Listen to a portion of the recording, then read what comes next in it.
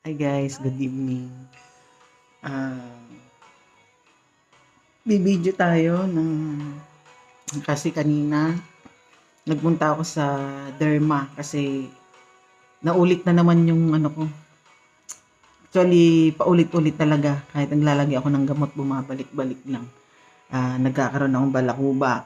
Dito, mula dito, sa anit, hanggang tenga, dito, namumuti.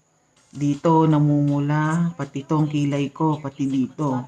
Namumuti at saka namumula siya, tas makati. So, dati na ako nagpa-check up. Ang sabi is, seborrheic dermatitis daw.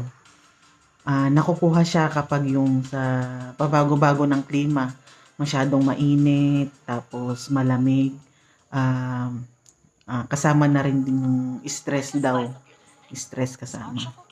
So, matagal na akong may nilalagay na gamot pero pabalik-balik lang. Tapos, nabanggit ko kanina dun sa doktor na ito yung ginagamit kong gamot. Tapos sabi niya, mali, hindi daw yung dapat na gamitin. Pero ilang taon ko nang ginagamit. Kaya, buti na lang kanina. Naisipan ko na mag-cab kasi may pupuntahan din ako doon, may kukunin ako. Kaya, nag-ano na ako, nagpunta na ako, nagpa-check up na ulit ako. Tapos ito yung nireseta sa akin. Isa-isahin natin.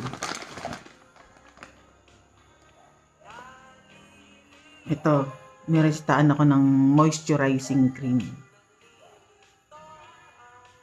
Moisturizing cream. Tapos, ayan. Morning at saka evening ko siya gagamitin. Moisturizing cream, number 1. Susunod is Myconazole cream. Myconazole cream. Gagamitin ko rin siya ng morning at saka evening. 1 to 2 weeks ko tong gagamitin, Myconazole cream. Tapos, susunod itong Triamcinolone cream. Triamcinolone cream. 3 to 5 days ko naman to gagamitin. Tapos, sabi niya, nireseta sa akin, itong tatlo na to, itong tatlo is para sa face ko, sa mukha, dito, yan, kasi ito talaga namumula. Tapos may mga, ano siya pa, balakubak, ganun. Tapos dito talagang namumula yan. Tapos dito, pagdating sa tenga din, meron dito sa likod ng tenga, pag ganyan.